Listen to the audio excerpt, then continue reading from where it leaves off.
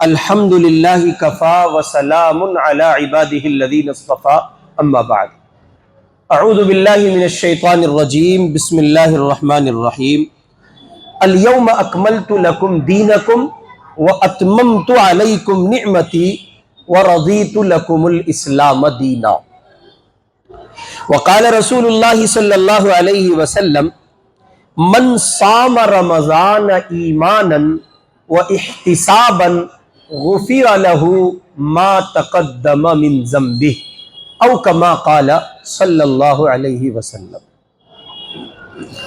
سب سے پہلے تو ہم اور آپ اس پر اللہ کا شکر ادا کریں کہ رمضان المبارک کی سعادت بھری گھڑیاں ہم سے قریب تر ہیں۔ اللہ پاک خیر کے ساتھ ہمیں رمضان نصیب فرمائے۔ دوسرے نمبر پر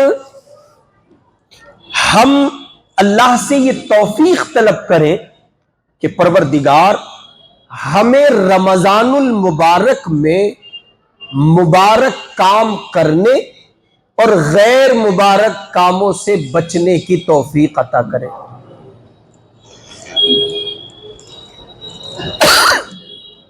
اس لیے کہ رمضان المبارک کوئی معمولی نعمت نہیں ہے۔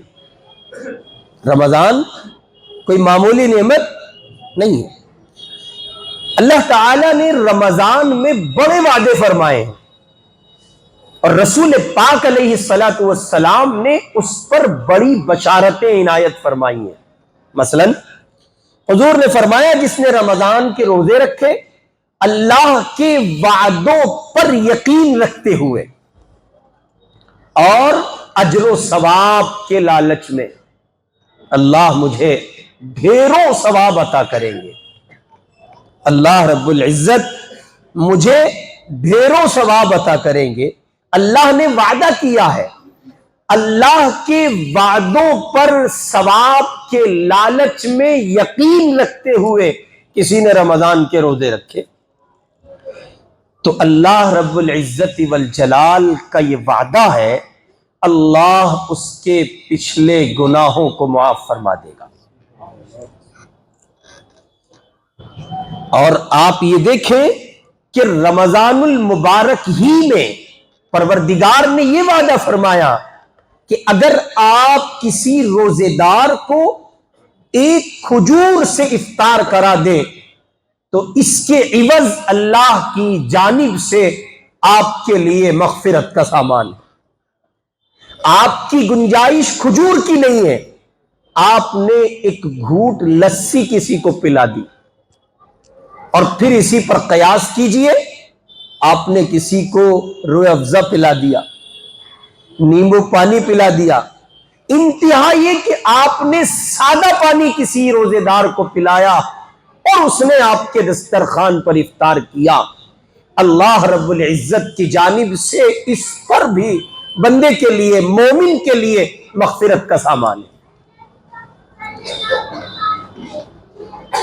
اور اس کے سوا مستقل پہلے عشرے کو رحمت قرار دیا گیا، گویا پہلے عشرے میں رحمت وافر مقدار میں اللہ کی جانب سے عطا ہوتی ہے۔ وہ رحمت کا عشرہ ہے، عشرہ ہی رحمت کا ہے۔ پہلے 10 دن رحمت کے ہیں، پہلے 10 دن کائے کے ہیں؟ رحمت کے ہیں۔ دوسرے 10 دن مغفرت کے ہیں اور تیسرے 10 دنوں میں اللہ تعالی بندوں کو، مومنین کو اگر ان کا نام جہنمی لوگوں کی لسٹ میں ہے تو ان میں سے نکال کر جہنم سے خلاصی دے کر جنت والوں میں نام شامل کر دیتے ہیں۔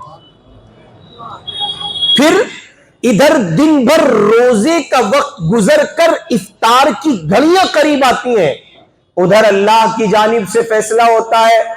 کیا فیصلہ ہوتا ہے کہ آج اس ایک روزے کے بدلے ہمارے نام پر مومنین نے، مسلمانوں نے، اہل ایمان نے صبح صادق سے لے کے رات اب غروب آفتاب تک انہوں نے روزہ رکھا ہے، لہذا ان کی اس عبادت کو، طاعت کو، نیکی کو اللہ قبول کرتا ہے اور اس کے صدقے میں 10 لاکھ جہنمیوں کو جہنم سے آزاد کرتا ہے۔ پھر اسی پر بس نہیں، رمضان کا آخری دن جب ہوتا ہے، رمضان کا آخری دن جب ہوتا ہے تو پہلے رمضان سے آخری رمضان تک جتنے لوگ 10 لاکھ کے اعتبار سے معاف کیے گئے ہیں، اس اکیلے ایک دن میں مجموعی تعداد معاف کی جاتی ہے۔ اور یہ سب کچھ پیکج کا انعام ہے۔ یہ کائے کا انعام ہے؟ یعنی اس کا اللہ تعالیٰ نے وعدہ کیا ہے، یہ بشارتیں دی ہیں رسول پاک صلی اللہ علیہ وسلم نے۔ اب جو کچھ ان کی عنایتوں پر مشتمل ہے، اللہ کی رحمت کے فیضان کا جو ایک حصہ ہے، اسے بیان نہیں کیا جا سکتا۔ وہ کتنا ہوگا، کتنے لوگوں پر ہوگا، کتنے افراد بخشے جائیں گے، کچھ کہا نہیں جا سکتا۔ اب ظاہر ہے کہ رمضان المبارک کی یہ مبارک ساعتیں ہم سے قریب تر ہیں، ہمیں چاہیے کہ ہم ان مبارک گھڑیوں کو وصول کرنے کی کوشش کریں اور ابھی سے ایک نظام الاوقات مرتب کریں، ابھی سے ایک نظام الاوقات، ٹائم ٹیبل، شیڈول بنائیں، تیار کریں خود کو کہ ہم رمضان المبارک کو وصول کریں گے، اس کی ایک ایک گھڑی کو کام میں لائیں گے انشاءاللہ۔ اس کی وجہ، اگر آپ کا یہ رمضان اور اس رمضان میں پائے جانے والے یہ روزے، توجہ کرنا، اگر ہمارا اور آپ کا رمضان اور رمضان میں پائے جانے والے روزے اچھے رہے، سچے رہے، اللہ کے اصول، نبی کے ضابطے اور تعلیم کے مطابق رہے، تو ہمارے اس روزے میں بھی آسانی ہوگی جس کے لیے یہ عنوان سجانا پڑا، 2 روزے۔ کیا عنوان سجایا گیا؟ 2 روزے۔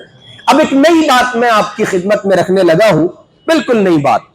نئی بات اس لیے کہ عام متن وہ کہی نہیں گئی، عام متن وہ سنی نہیں گئی، یہ تعبیر عام متن کسی نے پیش نہیں کی۔ اللہ تعالی جزائے خیر دے اور بہترین جزا عطا کرے مفکر اسلام حضرت مولانا سید ابو الحسن علی میاں ندوی رحمہ اللہ کو، کہ ان کی زبان پر، ان کے قلب پر اللہ رب العزت والجلال نے یہ الہامی مضمون اتارا اور نتیجے میں یہ ہم گنہگاروں تک پہنچا۔ بالکل نئی تعبیر۔ تعبیر کیا ہے؟ تعبیر یہ ہے، علی میاں رحمہ اللہ کہتے ہیں کہ روزے 2 طرح کے ہوتے ہیں، اور اس نئی تعبیر کی ایک بڑی وجہ یہ ہے کہ نئے مال کی قدر ذرا زیادہ ہوتی ہے۔ مارکیٹ میں کوئی نئی چیز آئے تو قدر زیادہ ہوتی ہے نا، توجہ بڑھتی ہے۔ یعنی وہی ایک سوٹ جو انڈیا میں ہزاروں بار پہنا گیا ہو، آپ اتنی بات کہہ دیں یہ پاکستانی ہے، آپ کہہ دیں یہ افغانستانی ہے، آپ کہہ دیں یہ ترکی میں چلتا ہے، آپ جانتے مائیں بہنیں بچیاں کریز چلے گا، چل رہا ہے نہیں؟ 1000 طرح کے کریز چلتے ہیں۔ کیوں؟ آپ نے تعبیر بدل کی، نیا پن لے آئے، آپ نے عنوان بدل کر کہا کہ صاحب یہ سوٹ کہاں کا ہے؟ پاکستان کا ہے۔ اچھا، وہاں بھی ایسی ہوتا ہے، وہاں ایسی ہوتا ہے، وہاں انڈیا کے نام پہ سوٹ بکتے ہیں، اور بھلا ہو ان سوٹ بیچنے والوں کا سوٹ بکتے ہیں۔ اور چیزیں ہیں، مختلف ہیں، سوٹ کا تو ایک ذکر ہے، اور سوٹ ہی کو کیا پکڑ رکھے ہیں آپ۔ یعنی جب نئی تعبیر آپ پیش کریں گے تو وہ اٹریکٹیو ہوگی، پرکشش ہوگی، جاذب نظر ہوگی، جاذب طبیعت ہوگی، طبیعت کھینچے گی جب کوئی نئی چیز آتی ہے۔ 15 گیا تو 15 پرو آیا، پرو کے بعد میکس کا انتظار رہا، ہے نا، ہوتا ہے نا، طبیعتیں ہیں۔ اور انسان کی طبیعت کھنچتی ہے اس کی طرف، ارے بابا اب یہ آنے والا، اب یہ آنے والا، اب یہ آنے والا، اپ ڈیٹ ورژن مہینے 2 مہینے کے لیے پینڈنگ رکھو، بعد میں لے لیں گے، ابھی اور 2 مہینے کی بات ساری وہ لانچ ہونے والا ہے۔ کیوں؟ ایک نئی چیز آ رہی ہے، نئی چیز کی قدر زیادہ ہوتی ہے۔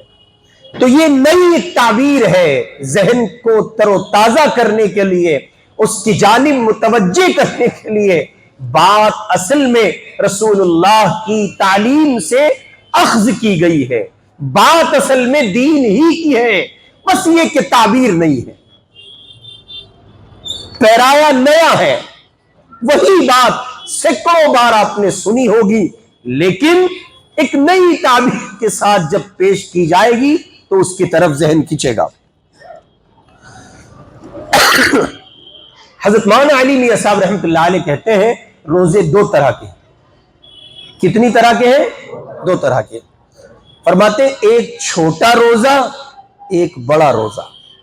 اب چھوٹے روزے کی جو تعبیر انہوں نے پیش کی ہے، اس پر کہا کہ روزے کی تحقیر مقصود نہیں ہے،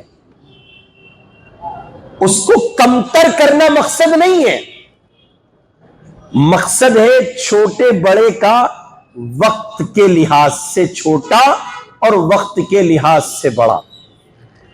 یہ روزہ جو رمضان المبارک کا آ رہا ہے، یہ رمضان آیا چاہتا ہے، اللہ نے رکھا تو منگل کو پہلا روزہ ہوگا، تو یہ جو روزہ آ رہا ہے یہ چھوٹا روزہ ہے، اس کی مقدار 12 گھنٹے، 13 گھنٹے، 14 گھنٹے، 15 گھنٹے، بس نا۔ جو لوگ کسی ایسے خطے میں، ملک میں رہتے ہیں جہاں اور لمبا وقت ہوتا ہے تو 20-22 گھنٹے، بس۔ اس کی ایک حد ہے، اس کی ایک لمٹ ہے، اور یہ اپنے وقت کے لحاظ سے چھوٹا ہے، اپنے وقت کے لحاظ سے چھوٹا ہے۔ یہ 12 گھنٹے میں، 14 گھنٹے میں، 15 گھنٹے میں مکمل ہو جائے گا۔ یہ صبح صادق سے لے کے غروب آفتاب تک رہتا ہے، اس کا قانونی ایک ضابطہ ہے، اور کچھ شرعی احکامات ہیں جو آپ کو ہمیں معلوم ہے۔ آپ جانتے ہیں اس روزے میں آدمی کھا پی نہیں سکتا، تعلقات و معاملات کا لطف حاصل نہیں کر سکتا، جس کی عام دنوں میں اجازت ہے۔ یہ روزہ چاہے 29 کا ہو یا 30 کا، 12-15 گھنٹے اور بالآخر 1 مہینہ، 29 یا 30 گھنٹے، 14 یا 15، بہت کھینچیں گے تو 22 پہنچ جائیں گے، لیکن اس میں جو پابندیاں ہیں وہ بھی محدود ہیں۔ یہ نہیں کر سکتے، یہ کر سکتے ہیں، یہ نہیں، یہ نہیں، یہ نہیں، یہ نہیں، یہ نہیں، یہ نہیں، بس وقت ختم ہوا، اب وہ سب بھی کیا جا سکتا ہے۔ تو اس کے کچھ احکامات ہیں اور اس کی کچھ پابندیاں ہیں، حدود و قیود ہیں۔ یہ ہے چھوٹا روزہ۔ یہ کون سا روزہ ہے؟ چھوٹا روزہ ہے۔ ایک بڑا روزہ ہے۔ تو بڑا روزہ اس لفظ کے استعمال کے بعد آپ کا ذہن شاید چلے عید کے روزے بتائیں گے، شعبان کا 15واں روزہ بتائیں گے، 15 شعبان کا روزہ بتائیں گے، یا کوئی اور روزہ بتائیں گے۔ حضرت مولانا رحمت اللہ علیہ فرماتے ہیں نہیں، ان سب کے مقابلے تو یہی رمضان المبارک کے روزے بڑے ہیں۔ ان رمضان کے روزوں سے بڑا ایک روزہ ہے جس کا نام اسلام کا روزہ، یعنی اسلام خود ایک روزہ ہے۔ جب آپ نے کہا تھا اشہد ان لا الہ الا اللہ واشہد ان محمد رسول اللہ، جب آپ نے کہا تھا اللہ کے سوا کوئی معبود نہیں ہے اور جناب رسول پاک صلی اللہ علیہ وسلم اللہ کے آخری نبی ہیں، رسول ہیں، جب آپ نے کہا تھا ان کی شریعت کو ہم تسلیم کرتے ہیں، جب آپ نے کہا تھا ہم مسلمان ہیں، اسلام کو ایکسپٹ کرتے ہیں، جب آپ نے کہا تھا کہ ہم اسلام میں آ گئے، مسلمان ہیں، تب گویا آپ نے ایک روزہ رکھ لیا تھا۔ آپ نے کیا رکھا تھا؟ اسلام خود ایک روزہ ہے، اس کی حدود و قیود ہے، اس کی پابندیاں ہیں، وہ ایک عہد و پیمان ہے۔ جیسے آپ صبح صادق سے پہلے سحری کھا کر بندشیں لگا لیتے ہیں اور وہ روزہ چند گھنٹوں میں چل کر اپنی تکمیل کو پہنچتا ہے، آپ نے سحری کھائی، پابندی لگی، کھا نہیں سکتے، پی نہیں سکتے، جائز تعلقات ہیں، بیوی سے نہیں مل سکتے، شہوت بھری باتیں نہیں کر سکتے، اور بہت سی حدود و قیود ہیں، پابندیاں ہیں، رولز ہیں جو فالو کرنے ہیں مجھے اور آپ کو۔ لیکن اسی کے ساتھ ساتھ ایک روزہ ہے جسے اسلام کہا جاتا ہے۔ ایک مومن کے لیے، ایک مسلمان کے لیے اسلام لانے کے بعد بندشیں ہیں، باؤنڈیشن ہے، باؤنڈری ہے، ایک دائرہ ہے، سیما ہے، ایک حد ہے، اس کو کراس نہیں کر سکتا۔ جب اس نے یہ کہا اشہد ان لا الہ الا اللہ واشہد ان محمد الرسول اللہ، اب یہ طویل مسلسل روزہ اس پر فرض ہو گیا۔ یہ طویل روزہ ہے اور اس میں تسلسل ہے۔ اس کی ابتدا اس پیدائش سے ہوئی، اس کی ابتدا اس پیدائش سے ہوئی جس پیدائش کے موقع پر اس نے کلمے کا اقرار کیا تھا۔ اب اگر یہ پشتینی مسلمان ہے تو پہلے دن سے ہے، اور اگر یہ بعد میں مسلمان ہوا تو جب اس نے کلمہ پڑھا تب سے اس نے روزے کا گویا اقرار کیا ہے، یہ روزے میں ہے۔ اور اس روزے کی ابتدا اس دن سے ہو گئی جب اس نے اسلام قبول کیا۔ اسلام قبول کرنے کے وقت سے یہ روزہ شروع ہوتا ہے، اور سن لیجئے یہ ختم ہوگا۔ یہ رمضان کا روزہ نہیں ہے، نفلی روزہ نہیں ہے، غروب آفتاب پر ختم ہو جائے گا۔ یہ اسلام کا روزہ آفتاب عمر کے غروب ہونے پر ختم ہوگا، جب آپ مرتے ہوئے کلمہ پڑھ کے مر جائیں، جب آپ ایمان پر مر جائیں، جب آپ ایمان کے ساتھ دنیا سے چلے جائیں، اب آپ نے افطار کیا ہے۔ یہ آپ کے اس بڑے روزے کا افطار ہے۔ آفتاب عمر کے ڈھلنے پر، آفتاب عمر کے غروب ہونے پر اس روزے کا افطار ہے۔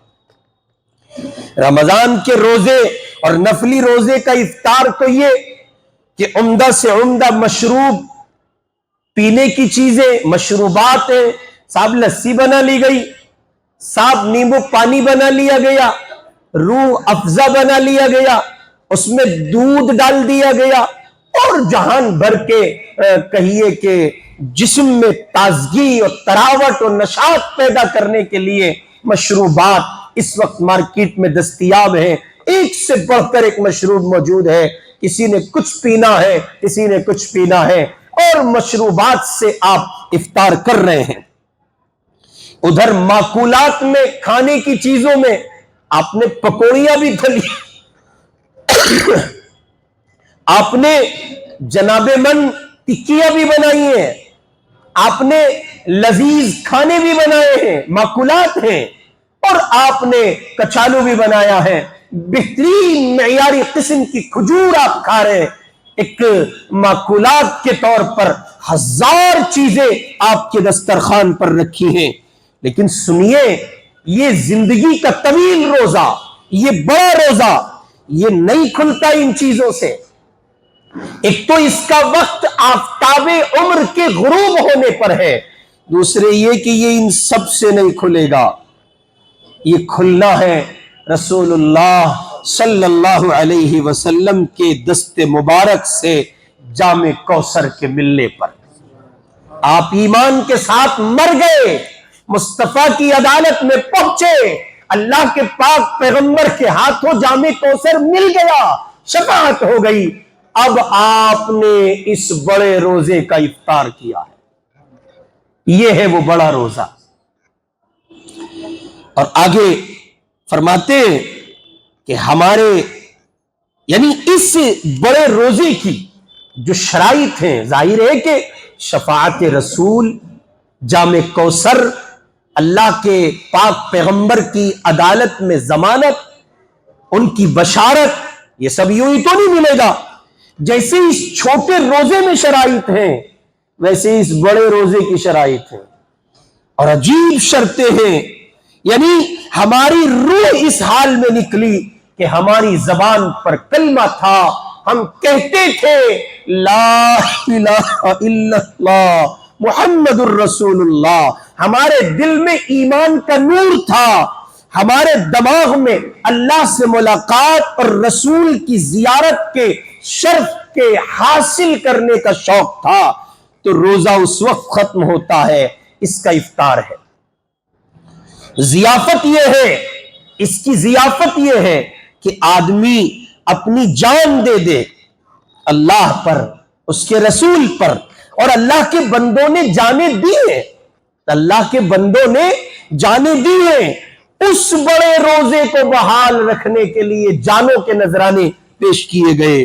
سینکڑوں، ہزاروں، لاکھوں آدمیوں نے اس شوق میں جان دی ہے اللہ کے پاک پیغمبر کا دیدار نصیب ہو.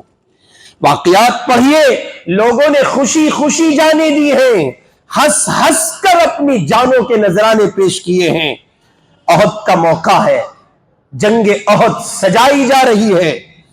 ایک چھوٹا سا معصوم سا بچہ آیا اور آ کے اللہ کے پاک پیغمبر سے کہا اللہ کے رسول مجھے جہاد کرنے کی اجازت دیجیے. چھوٹا سا بچہ ہے. حضور پاک علیہ الصلوۃ والسلام نے فرمایا ابھی تم چھوٹے ہو، لڑ نہیں سکتے، ابھی تم چھوٹے ہو، لڑ نہیں سکتے. اس نے کہا اللہ کے رسول میں چھوٹا نہیں ہوں، لڑ سکتا ہوں. اس نے خوشامد کی، کسی نے سفارش کی تو رسول اللہ نے اجازت دے دی. دوسرا بچہ آیا جو ذرا چھوٹا تھا، کہنے لگا آپ نے اسے اجازت دی ہے، مجھے بھی اجازت دیجئے. آپ نے فرمایا تم تو اور چھوٹے ہو. تو اس نے آگے سے کہا آپ ہم دونوں کی کشتی کرا دیجئے اور اگر میں اس کو پچھاڑ دوں پھر آپ مجھے اجازت دے دینا. یہ ہوا. رسول کی بارگاہ میں ان بچوں نے کشتی کی اور اس بعد میں آنے والے چھوٹو نے اس بڑے کو ہرایا اور اس کو پچھاڑ دیا. تب جا کے رسول اللہ صلی اللہ علیہ وسلم نے اس کو بھی احد کے دامن میں سمانے اور احد کے میدان میں معرکہ اسلام کو زندہ کرنے، اسلام کے جھنڈے کو اٹھانے، اس کے علم کو بلند کرنے، اس بڑے روزے کا پاس و لحاظ رکھنے جو اسلام لانے سے شروع ہوتا ہے، موت پر ختم ہوتا ہے، اللہ کے رسول کے دیدار کے شوق میں، اللہ سے ملاقات کے شوق اور اس کی محبت میں جان دینے کی تیاری کی اور میدان احد کا حصے دار بنا. یہی وجہ تھی کہ ان دونوں بچوں نے بدر کے میدان میں ابو جہل کو تلاشنے کے لیے حضرت عبد الرحمن ابن عوف سے پوچھا تھا چچا جان وہ ابو جہل کون سا ہے؟ ابو جہل کون سا ہے؟ تو آگے سے عبد الرحمن ابن عوف نے کہا تھا بچوں تم کیا کرو گے؟ تو ان بچوں نے کہا تھا سنا ہے وہ ہمارے آقا جناب رسول پاک صلی اللہ علیہ وسلم کو گالی دیتا ہے، حضور کی دل آزاری کرتا ہے. چچا جان آپ بتا دیجئے یا آج وہ نہیں ہے یا آج ہم نہیں ہیں، یا آج وہ نہیں ہے. اور ہوا، پھر ہوا. یہ دونوں ایسے تیر کی مانی گھس گئے کفر کی صف میں اور ابو جہل کا انہوں نے بھوٹان بنایا، اتنا مارا کمینے کو مار دیا.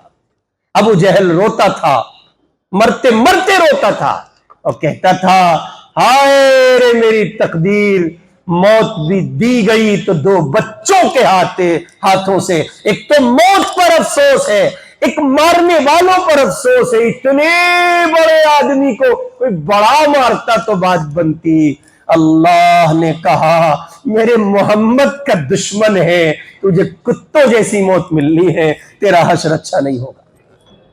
2 بچوں نے قتل کیا، اب پھر بدر کے میدان میں اس کی لاش کھچی پھر رہی ہے۔ غرض یہ کہ یہ بڑا روزہ جس کے لیے اسلام لانے سے اور زندگی کے آفتاب کے غروب ہونے پر اس چراغ کے بجھنے تک کا یہ روزہ ہے۔ یعنی سیدھے سیدھے لفظوں میں آپ سمجھے، آپ نے اسلام قبول کیا، اب آپ کی بندشیں ہیں، آنکھیں کھلیں گی دنیا دیکھنے کے لیے، لیکن دیکھیں گے وہ جس کی اجازت مصطفیٰ نے دی ہے۔ کان کھلیں گے کچھ سننے کے لیے، کان سننے ہی کے لیے ہیں، سماعت کے لیے ہیں، لیکن یہ کان سنیں گے وہ جس کی اجازت مصطفیٰ کا دین دیتا ہے۔ یہ زبان بولنے کے لیے ہے، بولا جائے گا، لیکن اس زبان سے وہ بولا جائے گا جس کی اجازت مصطفیٰ کا دین دیتا ہے، جس حد میں دیتا ہے، جس باؤنڈری میں دیتا ہے، جس سیما میں دیتا ہے، جس دائرے میں دیتا ہے، جس تہذیب میں دیتا ہے، وہی بول سکتے ہیں، اس کے آگے نہیں بول سکتے، سیما کراس نہیں کر سکتے، زیادہ نہیں بول سکتے، جتنا مصطفیٰ کا دین کہتا ہے اتنا بول سکتے ہیں۔ کیوں؟ اس لیے کہ آپ روزے سے ہیں، آپ روزے سے ہیں، اور روزے میں بھی بڑا روزہ، روزے میں بھی بڑا روزہ۔ آگے بڑھیں، پھر دیکھیں کہ ہم لوگوں کو، حالانکہ یہ روزہ جس کو بڑا روزہ کہا گیا ہے، یہ چھوٹے روزے اس بڑے روزے ہی کے طفیل میں ملے ہیں۔ اسلام نہ ہوتا نماز ہوتی، اسلام نہ ہوتا روزہ ہوتا، اسلام نہ ہوتا زکوٰۃ ہوتی، حج ہوتا، تسبیح ہوتی، تلاوت ہوتی، نیکی کے ہزاروں کام ہیں، وہ سب ہوتے نہیں ہوتے۔ کیوں؟ اس لیے کہ وہ سب اسلام کے ساتھ خاص ہے۔ ایک غیر مسلم سے آپ کہہ سکتے ہیں نماز پڑھو، اس پہ یہ پابندی ہے؟ نہیں ہے۔ ایک سکھ پر ہے؟ نہیں ہے۔ روزہ ہے؟ نہیں ہے۔ یہ سب ایمان کے ساتھ خاص ہیں، اسلام کے ساتھ خاص ہیں۔ پتہ چلا یہ چھوٹا روزہ طفیل ہے اس بڑے روزے کا، یہ چھوٹا روزہ اس بڑے روزے کا طفیل ہے۔ اور سنیں، دیکھیں یہ بڑا روزہ کتنی اہم شے ہے۔ اللہ اکبر۔ اللہ تعالیٰ نے اس بڑے روزے کی برکت سے ہمیں کلمہ عطا کیا، اللہ کی ذات پر یقین عطا کیا، اس کے ایک ہونے کا یقین دیا، حشر کا، قیامت کا، مرنے کا، پھر دوبارہ زندہ ہونے کا، یہ سب کا سب ہمیں جو ملا ہے اسی بڑے روزے کا ثمرہ ہے۔ اس لیے ہمیں اور آپ کو ان چھوٹے روزوں کے واسطے سے اس بڑے روزے پر کھڑے رہنے کی تیاری کرنی ہے۔ اس بڑے روزے کو ہم باقی رکھ سکیں، اس پر قائم رہ سکیں، اس کو زندہ رکھ سکیں، اس پر ڈٹے رہیں، جمے رہیں، اس کے لیے اللہ نے یہ باغ بہار موسم عطا کیا ہے۔ یہ چھوٹے روزے کا رمضان ہمیں ملا، کیوں ملا؟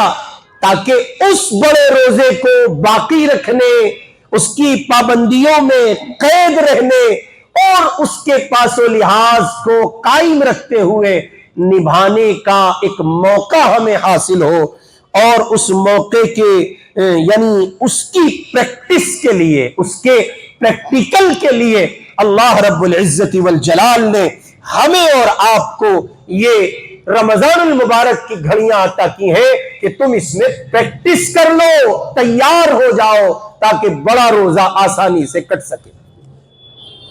اس بڑے روزے کے چند ایک بڑے کام، جو بندشیں، پابندیاں، قیودات، ان میں سے پہلا بنیادی کام جب آپ نے کہا اشہد ان لا الہ الا اللہ واشہد ان محمد رسول اللہ، اس جام کا سحری کھا کر پی کر، اس جام کو پی کر سحری کا مظاہرہ کرتے ہوئے جب آپ نے یہ کلمہ گنگنایا ہے اب آپ کے ذمہ لازم ہو گیا اللہ کی ذات میں آپ کسی کو شریک نہیں کر سکتے.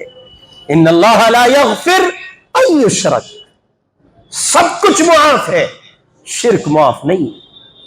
اب آپ نہیں کہہ سکتے کوئی اور بھی ہے، کوئی اور ہے ہی نہیں، کوئی اور اس روزے کا تقاضا ہے کہ اس کے سوا کوئی ہے ہی نہیں، ہے بھی نہیں، کوئی ہے ہی.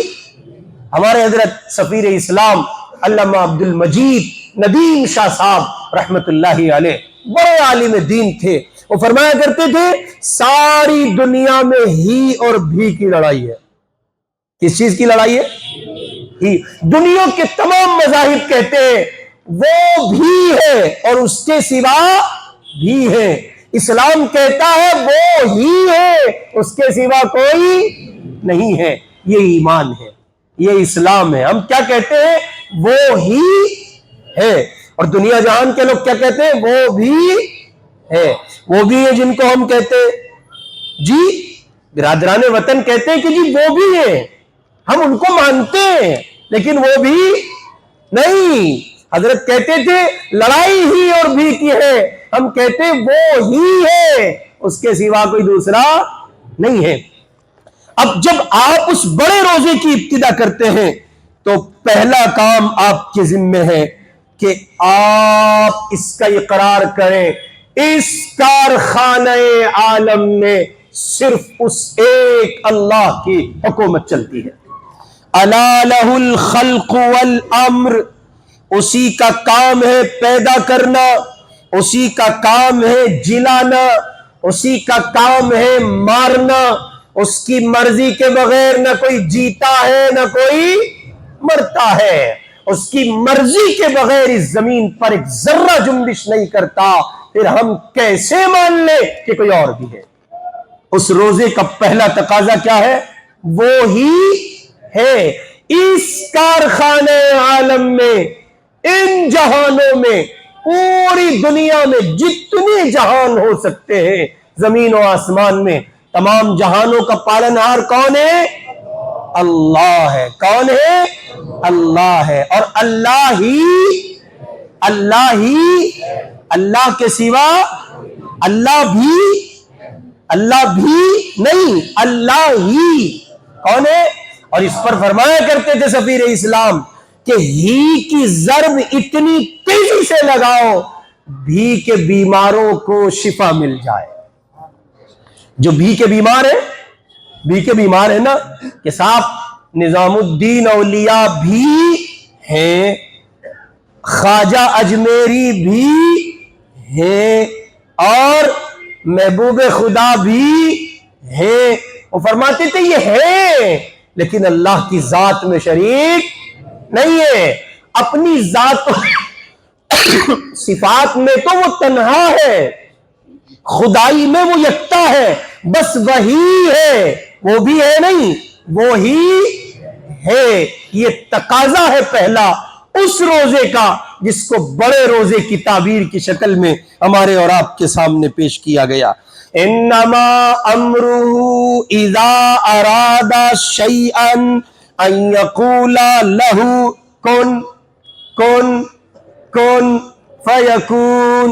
اولاد دینے والا، روزی دینے والا، قسمت اچھی بری کرنے والا، ہرانے والا، جتانے والا، عزت دینے والا، روٹی کپڑا مکان دینے والا، گراہک بھیجنے والا، نہ بھیجے، سب کا مالک کون؟ اللہ ہے. یہ اس بڑے روزے کا پہلا تقاضا ہے. اس بڑے روزے کا پہلا تقاضا ہے. اور ہم ہر حال میں اسی کو مسبب الاسباب سمجھتے ہیں.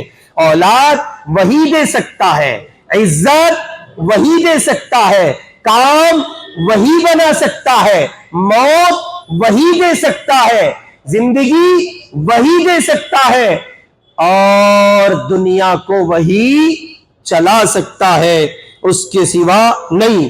نہ کسی ولی کے قبضے میں، نہ کسی قطب کے قبضے میں، نہ کسی غوث کے قبضے میں، نہ کسی ابدال کے قبضے میں.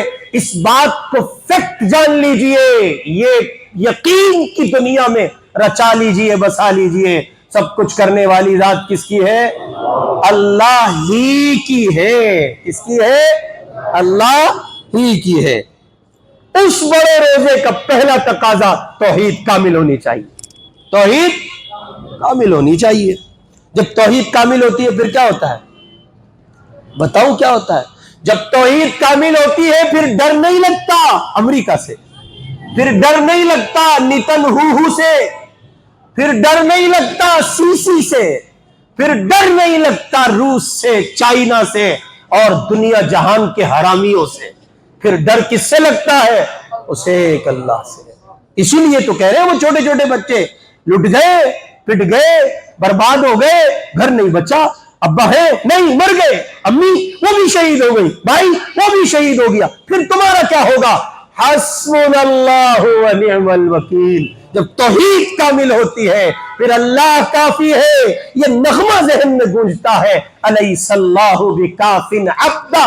گویا اللہ کہہ رہے کیا میرے بندے تیرا رب تجھے کافی نہیں ہے؟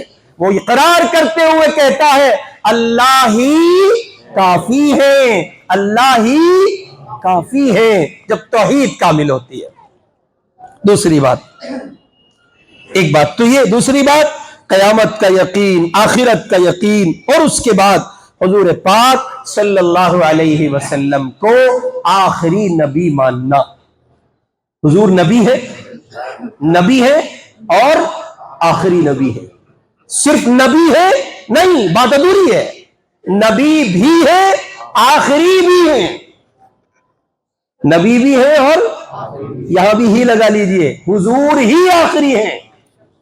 حضور کے سوا کوئی آخری نہیں ہے. پتہ چلا ایک آدمی پیدا ہوا عجیب سی شکل کا, خبیث نسل کا, نام کا پتہ نہیں, کام کا پتہ نہیں, یہ بھی نہیں پتہ حرامی ہے یا حلالی ہے, اپنے ہی باپ کا ہے یا کسی اور کا ہے, نہیں پتا. وہ کھڑا ہوا قادیان میں, پنجاب میں, اس نے کہا میں بھی نبی ہوں, میں بھی نبی ہوں. پتا چلا موت آئی تو ٹوائلٹ میں.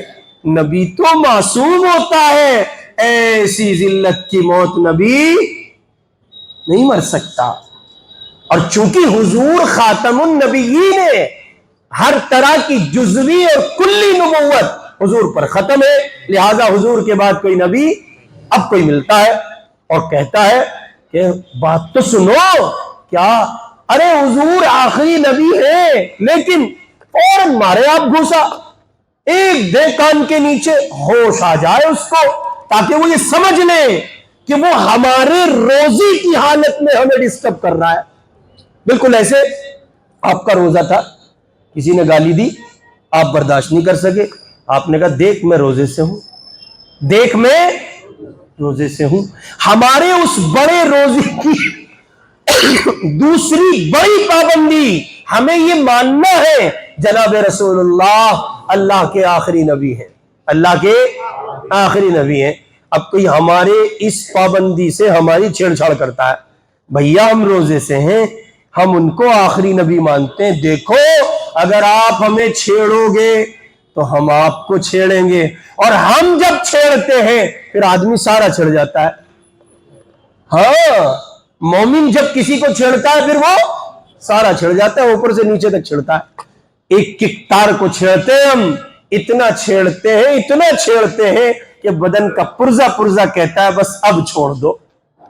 ہاں, حضور کی عصمت پر, عزت پر, آپ کی نبوت پر بات آئے تو ایک مومن کا فرض منصبی یہی ہے. ایک آدمی کہتا ہے آ کر کے کہ نہیں نہیں ہم نبی کی بات نہیں کر رہے تھے آپ سے. اور کیسی بات کر رہے تھے؟ ارے ہم تو یہ کہہ رہے تھے کہ وہ ہے نا وہ کالی سی تھوپڑی کا آدمی ہے جس کا نام شکیل بن حنیف ہے, بہار میں پیدا ہوا, وہ مہدی ہے. اچھا, مہندی بھی بہار میں پیدا ہو رہے ہیں؟ ہوئی ہوئی باتیں کر لو یار, کیسی باتیں کر رہے ہو؟ ارے یار غلط کہہ رہے ہو آپ. کیوں؟ ہم نے تو سنا حدیث میں کہ وہ حضور کی آل سے ہوں گے, ہاں, اور وہ تو مکے میں پیدا ہوں گے, ہاں, اور وہ تو یہاں نہیں ہوں گے، پھر یہ بہار میں کیسے ممکن ہے؟ بہار میں کیسے ممکن ہے؟ پتہ چلا مہندی کہاں پیدا ہو رہے ہیں؟ آپ حیرت کریں گے کیسا عقل پہ پتھر پڑتا ہے۔ اللہ من یضلل اللہ فلا ہادی لہ، اللہ جسے گمراہ کر دے اسے کوئی ہدایت نہیں دے سکتا۔ یعنی اس بندے کے بھی فالوور ہیں، عجیب سی شکل ہے، نسل تو عجیب ہوگی ہی، شکل بھی عجیب ہے، اور وہ بندہ کہہ رہا ہے جی میں یعنی شکیل بن حنیف وہ مہندی ہے، ہاتھ لگ جائے وہ یا اس کی نسل، ذریت اس کے چمچے، اس کی چمچے، اس کی گھوٹنے کئی ہاتھ لگ جائے تو کوشش کیجئے حضور کی ختم نبوت کا ادھار چکایا جا سکے۔ چھیڑ دے، یہ والا بھی چھیڑیں گے، یہ والا بھی چھیڑیں گے، یہ والا بھی اور یہ کالا تار بچ گیا اسے بھی چھیڑیں گے، سارے تار چھیڑیں گے۔ کیوں؟ مصطفیٰ کی ذات پر ہے، مصطفیٰ کی عصمت پر ہے، ان کی ختم نبوت پر ڈاکہ ہے، اور ہم ختم نبوت کے سپاہی ہیں، برداشت نہیں کر سکتے۔ اس روزے کا دوسرا بڑا تقاضا رسول اللہ کو آخری نبی ماننا، اور یہ ماننا شریعت انہی کی چلے گی، شریعت اور قیامت تک چلے گی اور آخرت میں کام آئے گی، اور کسی اور کی شریعت نہیں چلے گی۔ اب ظاہر ہے یہ بھی ماننا کہ ان کی شریعت ہر دور کے لحاظ سے ہے، ورنہ کچھ لوگ آئیں گے اور کہیں گے کہ یہ دین